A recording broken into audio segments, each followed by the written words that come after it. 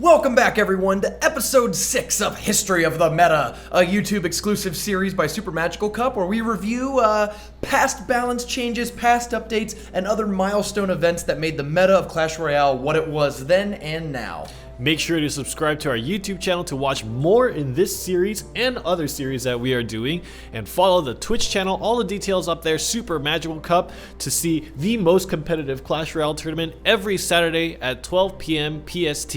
So go ahead and follow those channels. And we've got a big update for you this time. This is actually one of the largest updates in Clash Royale history, so we had to break it up into 2 videos. This was the global launch patch. For the first time, Clash Royale was available to everybody in the world, and this was both a balance update and a game update. This episode is going to focus on the balance update and the last sort of reflections on what the meta was like throughout beta prior to the first set of new cards being introduced. The next video will be on the actual game update that included new features, new cards, and more. So make sure to subscribe and check out all the videos in this series. Let's get into it.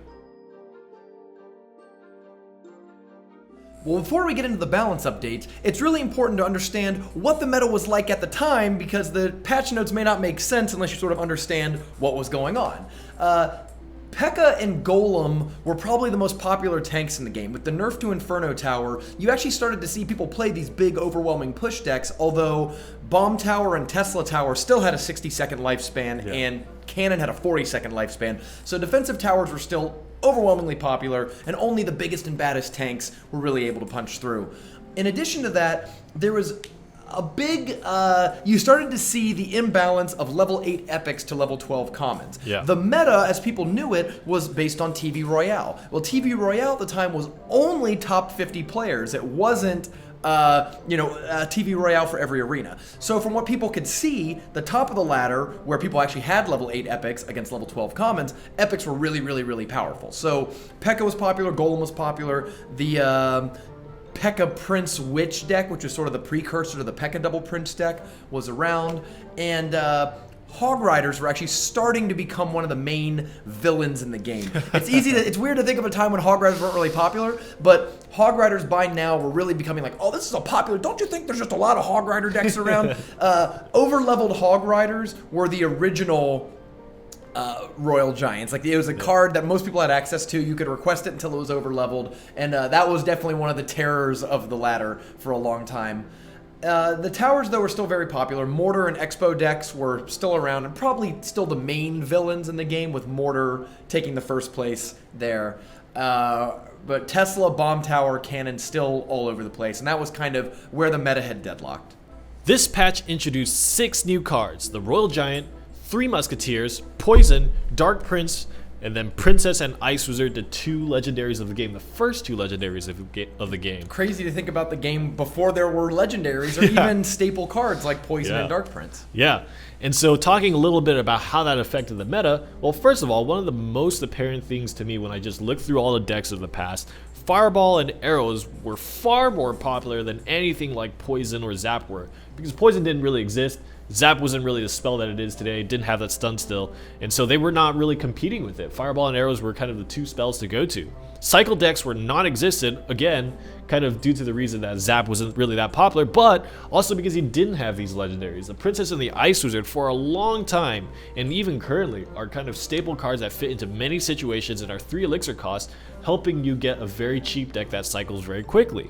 Control decks did not have high cost, high efficiency elixir dumps like 3 Musketeers eventually evolved into. Right. I mean, at the time, there's no Lava Hound in the game yet, right? There's no Fire Spirits, so even the cards that come later help supplement the sort of prototypes of these ideas. But you're right, like, control decks didn't have a way to just dump all their elixir into a single win condition. You could play something like P.E.K.K.A. or Golem, but that's really not going to destroy a tower without some support, whereas cards like Lava Hound and 3 Musketeers could. So that was the first time control decks really had access to a tool like that. Yeah. The army in the box idea was not an available option for control players to really convert their elixir advantage into something tangible in a big way. Right. And that's probably what made Hog Rider so popular, is that Hog Rider was sort of the only way at the time to convert elixir advantage into, I'm coming for your tower, that and spells. After this, a lot more options for control decks and all sorts of other decks that wanted to get rid of their elixir in an efficient way. In terms of actual balance changes, there wasn't a ton in this update, mostly because Supercell was releasing, well, 6 new cards, and probably wanted to see how they would affect and shake up the meta. But there were a few key changes that have become very relevant over the next few months. The first and definitely most important change was Zap getting a stun effect to it. So if you remember in the last update, Zap wasn't very popular. It was basically a cheaper but less damage and smaller arrows that didn't kill anything. So people would really gravitate more towards arrows to deal with their minions, goblins, other sorts of things. After this update, they pulled back that damage buff that they gave it in the last update and said, all right, wrong idea, let's put a 1-second stun on it. Pretty cool little story, because this was actually a very popular Reddit post that got upvoted to the top. Said, hey, give Zap a 1-second stun, and they ended up doing it. So that's really awesome that Supercell would take feedback from the community, but what a monster they unleashed. The 1-second stun becomes the defining aspect of Zap over the next several months, and it takes probably 6 months before the card gets changed again. And in that time, Zap becomes not just the most popular spell, but the most popular card in all of Clash Royale. Yeah, and I think really Zap kind of took a very slow ramp up before finally the player base just resigned to the fact that, okay, Zap is a spell that we should all be using. That's really true. There's actually a long period of time where I guess Zap probably should have been played more than it was. It was really after the freeze nerf that comes in about a few more months that everyone really committed to Zap and Poison being the 2 spells you play in nearly every deck. But at the time, it took people a while to ramp up to it, I think. Giant Skeleton was given an increase in hit points, and the bomb timer was increased to 3 seconds from 1. Overall, I think this was a pretty good change. I was talking to you a little bit about it, Runham, and according to your recollection, Giant Skeleton was one of those cards, kind of like a bomb tower except in troop form, where with that 1-second bomb timer, because on death it drops this huge explosive that just destroys anything around it, 1 second means that instantly any push would be wiped out after you defeated the Giant Skeleton. So with this change to 3 seconds, it really allowed those troops space to move away from the bomb and at least get away from that threat zone before it just wiped all your offensive troops out.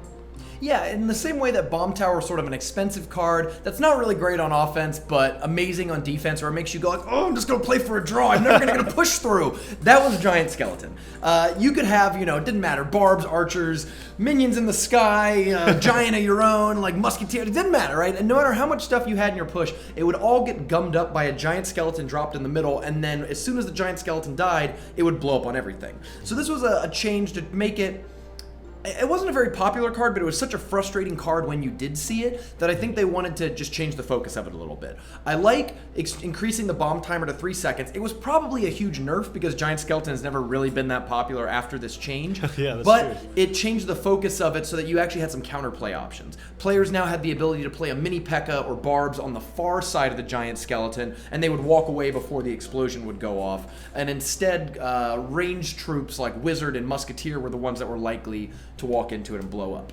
The hit point increase allowed the Giant Skeleton to maybe get a little closer to the tower and be somewhat of a better offensive option, but ultimately this was a pretty huge nerf to Giant Skeleton that knocked it out of the meta for a very long time. And another offense over defense style change, we've seen over the last few updates Supercell going through their defensive towers and trying to nerf them back into line. Tesla got a pretty significant buff somewhat recently, and it was very quickly becoming the tower of choice, especially with Inferno Tower being out of the meta in the last update.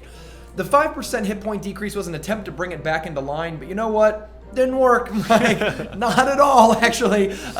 Tesla was very, very popular before this update, and I think even though people panicked a little bit when they saw it, it didn't change anything after the update. It was still a hugely popular card. It takes about another month for Tesla to get the actual, like, no, sir, you have to go nerf that knocks it out of the meta, but both before and after this patch, Tesla was sort of the tower of choice that you would see in almost every deck.